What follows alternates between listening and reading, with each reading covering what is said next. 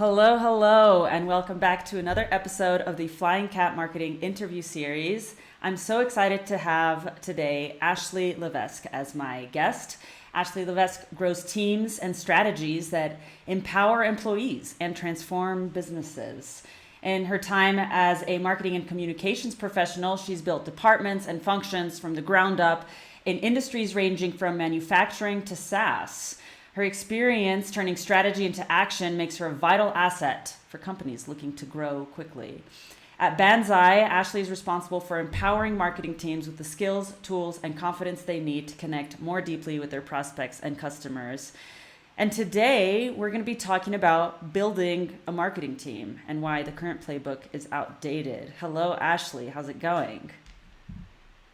Hey, great. Thanks for having me. I'm excited to be Absolutely. I'm here. really excited to have you on today as well because I think this is a really important topic. And it's also something that I am trying to build a great marketing team for my agency. I think it applies not just for SaaS or for any kind of other, any specific kind of company, but really everywhere we need to take a deeper look at how we're building and motivating and nurturing our marketing teams. So tell me a little bit about your marketing team actually at Banzai. What is it like? Yeah, for sure. So at Banzai, we have three full-time marketers directly under me, and then like a slew of amazing contractors and vendors that we work with outside of that. So it's definitely a small team, but we feel kind of like a powerhouse with all of the other people that we have kind of supporting us. That's my corporate marketing team. Now, the way that Banzai is structured, actually, we have business units that also have their own go-to-market teams. Each business unit is a product. And so there are other marketers inside of the organization. They just are focused on their specific product. Where my team at corporate marketing, we're focused on the entire Banzai brand. Which is so cool. But yes, I have three full-time on my team Love right it. now. What are their roles? So I have a marketing operations professional. Thank God. If you don't have marketing operations on your team, or rather, if you do, you Yeah. know how important this role is. I have a content marketer, and then I have another marketer who is primarily historically been social media and general media for us, and is currently moving into sort of an ABM role, which is really exciting. We're just starting some ABM type strategies at Banzai, and so she is really excited about kind of digging her heels in Love there. it. So let's talk about the playbook for building marketing teams or revenue teams for that matter. Why is it outdated? Yeah, I think a lot of businesses are starting to catch up with the idea that there is value in thinking about a revenue organization outside of thinking about separate siloed departments of marketing, sales, and customer success. And some businesses are actually doing that. They're kind of throwing all of these people together in one, functional department, and it's working. Some people are throwing them all together in one dysfunctional department, and it's not working. I don't I don't really think it matters, to be honest, if they're in one department or three separate departments. What matters is that we recognize that all three of these functions are revenue generating, and that we make sure that they're aligned with to our business objectives. One of the main pain points that I see, particularly with marketers, is because marketers have always sort of gotten the rap of being not as impactful as sales. Somehow along the way, we received this unfortunate characteristic, this unfortunate story attached to our function, that it becomes a lot harder to get buy-in from the rest of the organization to do the things that we need to do, right? So I think just making sure that these three functions are fully aligned, and that marketing, along with the other two departments, are creating objectives that actually tie into business objectives. That will allow marketers to actually see how the impact is generating, that bottom line revenue or the customer retention or whatever it is that your business is trying to do. rather than focusing exclusively on lead numbers or how many people came to my event. These aren't the right metrics to help us understand how we're actually impacting the business, which at the end of the day is what marketers really want to do. Absolutely. How do you actually get all these three departments to align? Is it just by giving them overlapping KPIs, or do they actually need to have CSM person in the marketing department kind of mixing them together? Yeah, that's a good question. I definitely think aligning to key KPIs is a first step. If marketers don't understand what the revenue goal is, if sales teams don't understand what percentage of the revenue goal needs to come from marketing versus sales, right away we have an alignment problem, right? And this is usually the cause of the old fight around I'm not getting enough leads, sales isn't closing enough leads, and we kind of get into this battle of finger pointing when really we should be aligning together toward one common goal. So that's one thing. I just read this really interesting article today in Harvard Business Review about smart technologies who kind of reshifted their entire organization and created basically pods. So they identified that there's 5 main functions to their buyer's journey. There's a section for when they're, and I'm going to get these wrong now, but they're learning. There's like a learning section. There's a buying section. There's an adoption section. There's a support section. And then there's one other one that I can't remember. But basically, they identified that there are these main functions of the buyer's journey. And rather than attributing marketing as a function exclusively to one of these areas, like the learn area, for example, they created pods across the organization. And the entire pod was focused on the entire journey. So it was one sales representative, a marketer, a customer success person, and this entire pod focused on the entire journey so that they could better track sort of the engagement, inputs from multiple sources and multiple channels. And of course, for years, we've been talking about the fact that the buyer's journey is not linear, right? So this idea of we start with marketing and it goes to sales, we all know that that's not the way the buyer's journey works, but our organization is still set up that way, where marketing generates leads and kicks them over. So I loved this idea of creating these pods that better address what the buyer actually wants to do. So this Harvard Business Review article highlighted that in reality, the main reason that buyers talk to sales is just to get information. It's not actually their preferred way to buy. They'd rather buy on their own. They don't want a gatekeeper to the buying process, but they also don't want a gatekeeper to the information. So they're talking to sales just to get basic information about pricing or contracts or whatever. And so by putting the need for learning in a function outside of roles and responsibilities, we're able to now focus on, okay, what does the buyer actually need? Rather than who's responsible for giving the buyer this information and at what point. I loved that. And I'm really interested in learning more about businesses that are doing that kind of model so that I can find a way to replicate it somehow. Yeah, it's really interesting, especially just imagining how these pods could work, how they're communicating, and how every time, a marketing person, every time they're going to set up a campaign or a long-term plan, they're actually working very closely with their set customer service and sales. And it also helps not just marketing, I can imagine, but it helps sales improve because they're speaking the same message that marketing is speaking. They're understanding what customers are saying, and customer service the same. So this is a really brilliant model. So if I'm building a marketing team, how should I think about building it the right way? And how do I know what gaps I need to fill?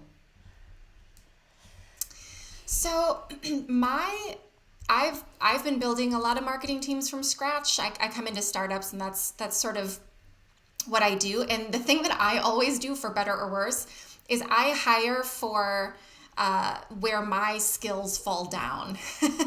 Because I don't want to hire a bunch of people that can do exactly what I do all the time, because as a functional leader, I'm not only leading my team, but I'm rolling up my sleeves a lot, and I'm still doing a lot of marketing in my organization, right? So why would I hire a bunch of people that Yeah. can all do the same thing that I can do so that we're all stepping on each other's toes? So I love that because it levels up my skill set by hiring a bunch of people that are smarter than me in different functions, and by sharing sharing collaboratively a more robust model of marketing, so that we're actually able to take more risks and move into different channels or things because we're just more well-rounded. So that's what I always do, and so far it's served me really well. I feel like I should have done something, but that's my go-to strategy. And what has been your technique for successful onboarding of a new marketing hire? I create a really detailed and strict, for lack of a better word, detailed onboarding plan. I'm a real stickler for onboarding, actually. This is kind of one of my like business pet peeves because I've rarely been onboarded well to my expectations of well. There was one business that I was in that onboarded me extremely well, and ever since then my bar has been really, really high. So I go through and think about all of the places where we can easily fall down in onboarding, and I basically create a big spreadsheet, a huge checklist of items that includes not only like, here are the basic roles and responsibilities of your function, just so that we get really granular and clear. Here's what this means. Here's what KPIs look like. Here's what expectations look like, including here are the key stakeholders in the business.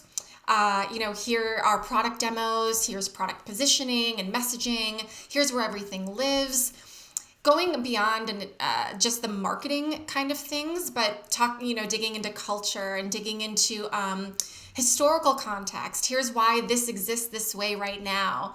And I kind of put it all together in a package, and then I allow my marketers to kind of absorb it at their own rate and their own pace over the onboarding process. So there are key stakeholders that I want them to meet with, and I do a lot of meetings with them, obviously in the first 30 days, 60 days, 90 days. But then I kind of have this packet put together for them so they can absorb it as they're learning. They can reference it along the way and then come back to me. There's nothing worse than like a 7-day orientation that is immediately forgotten about because it's so heavy. It's such overload that they can't retain it. So I like having it written down. I like having it be in a place where other resources are located. So we put it right in our wiki system so they can easily kind of link out to other resources. And I'm kind of a stickler about this. This is something that I copy and edit and do every single time. And when my direct reports are managing direct reports, when they're hiring, I have them use the same model, just so that there's some consistency in the way that our department behaves. So actually, what you're saying is the onboarding takes 60 to 90 days, but they're actually already getting to work, but they have more time to absorb all of this information. Yeah, we do, a really standard like 3, 5, 7 day sort of orientation, but then we make sure that they're able to apply what they're learning there in the immediacy, and that they have a playbook really of resources that they can go back to, so that they don't feel like they have to keep it all in their head or take all these crazy notes in their notebook and then who does this again. It's sort of just a matter of pulling together all the resources that already exist and making it accessible. So you have a pretty strong knowledge base for the marketing team. It is really important to have this kind of culture of documentation. So the onboardings that you didn't like, what happened? It was just video. They just explained stuff to you and then didn't give you any documentation. It was sort of like, hey, welcome. Get to work. Wait, why are you doing that wrong? And I was like, thanks. Documentation is one of my pet peeves in general. Like if it's important enough to be discussed, it's important enough to be written down. It also is so important once we get to larger teams when it comes to like draft revisions and just basic documentation management. So I'm a stickler about meeting notes. I'm a stickler about follow-ups and action items, because this is where the work actually gets done, I think, is in the acknowledgement of the decisions that were made, the alignment of those decisions that were made, and then moving forward. I can't tell you how many meetings I've been in where we're spending time rehashing or remembering what we talked about last time. I thought we said this. No, I thought we said this. No, I thought we said this. It's a huge time suck, and it drives me Yeah. nuts. It's such an expensive waste of time. So documentation is my number one thing, and I kind of train people on that coming in, because not everybody has that level of what do I want to say, like anal retention, I guess, for lack of a better way of putting it. So that's just part of, I just share that up front. Like, this is part of my management style. This is part of my expectation. This doesn't mean that you're committed to exclusively admin Yeah. work for all of your time here. But here's why it matters for our department. Here's the level of impact this provides.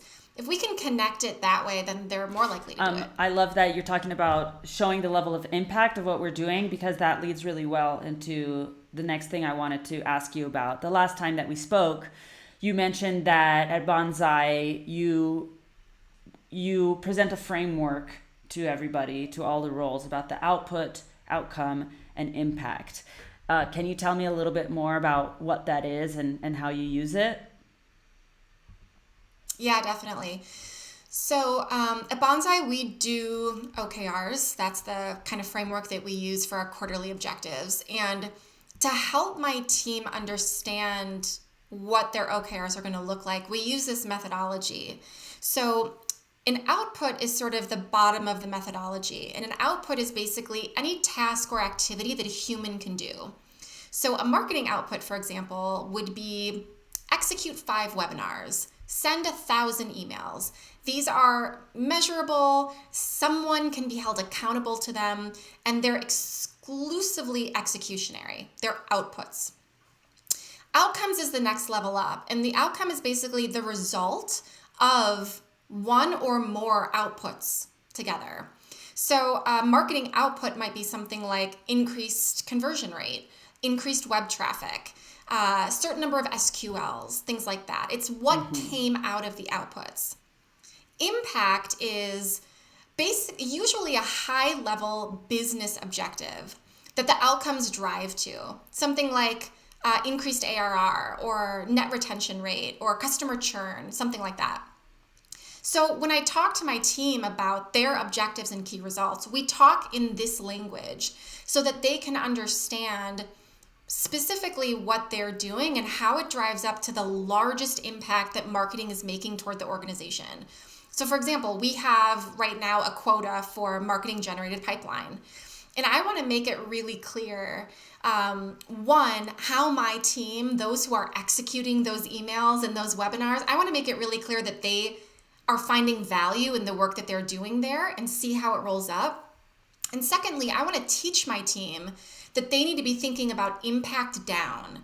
Every single thing that they do needs to answer the question, how does this impact our marketing generated goal?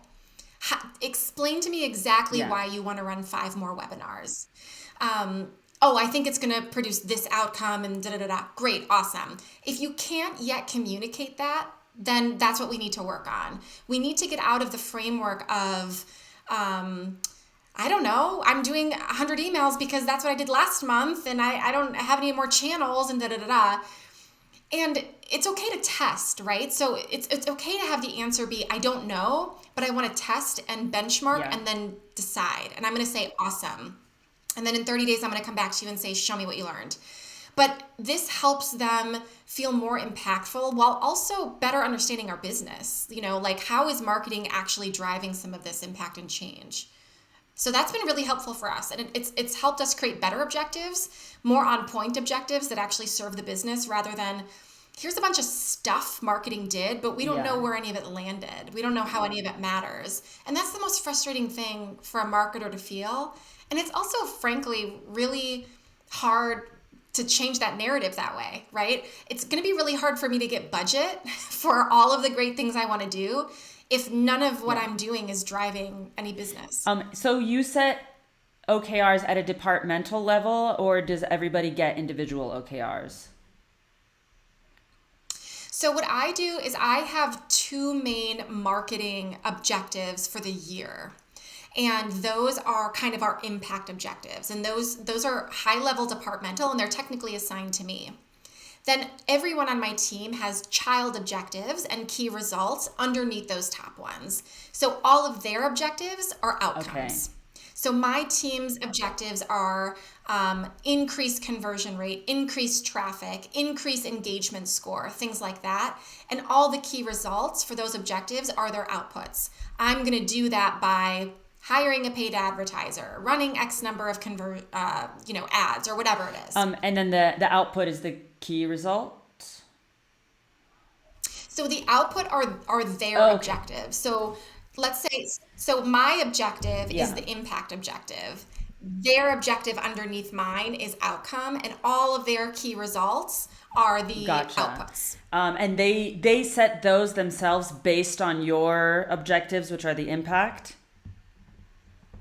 We actually do them together as a department.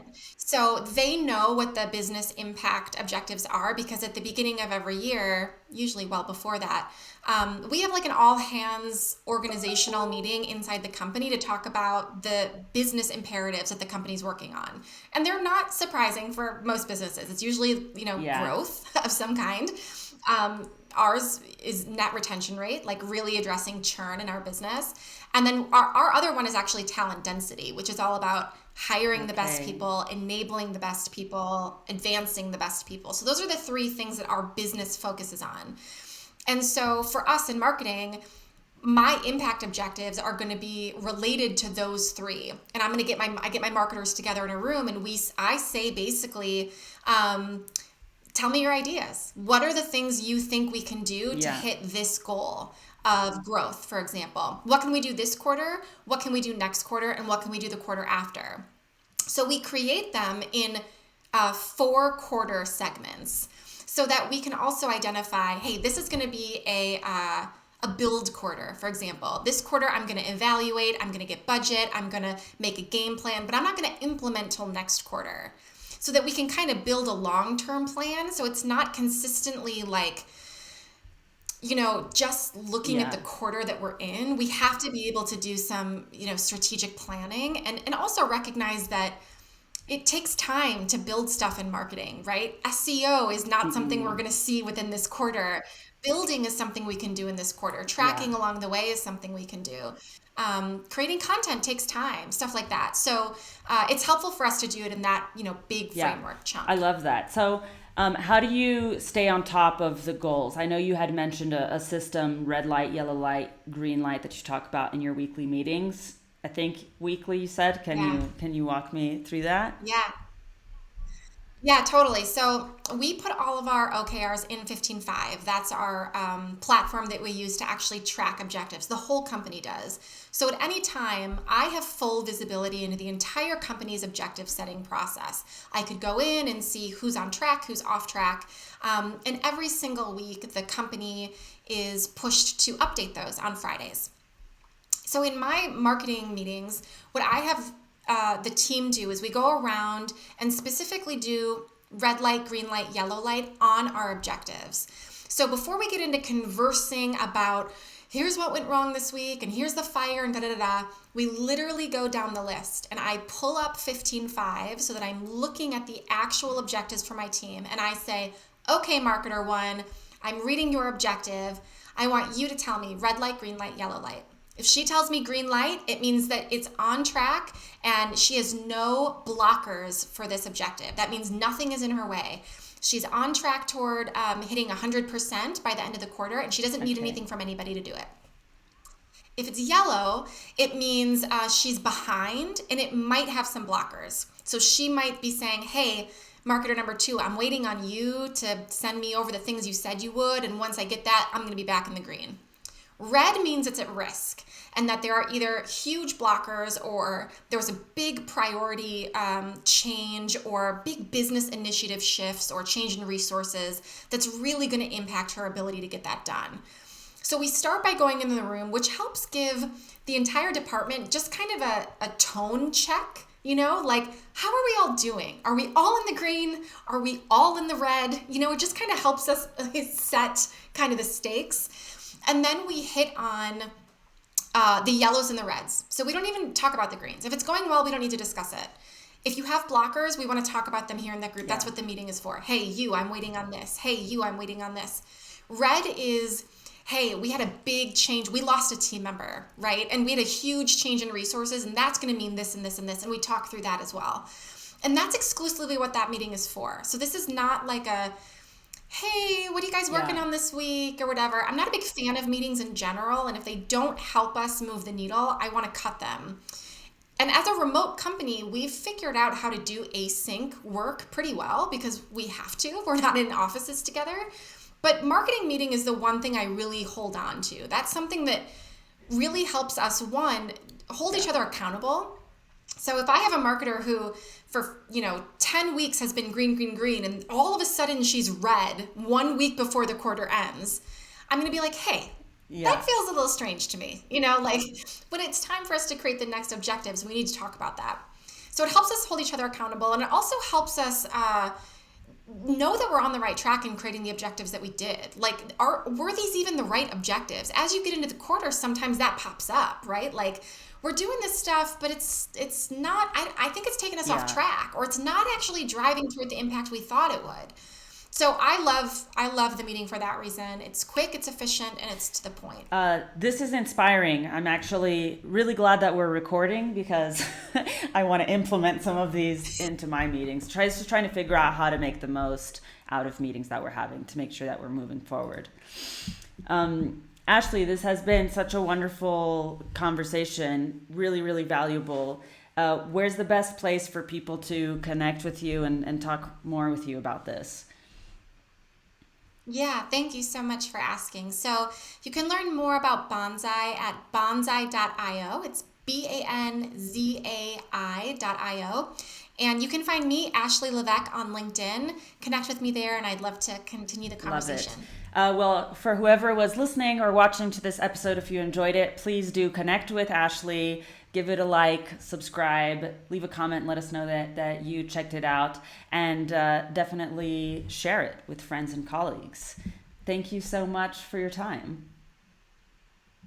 Thank you. And that's the end of the podcast right there. Hope you enjoyed the episode, but please don't go just yet. If you did enjoy this episode, please leave us a review on Spotify and Apple Podcasts. It'll help other people like you discover us and get the same insights, and it would really help us out a lot. Thank you for being a loyal flying cat and for listening. See you next time.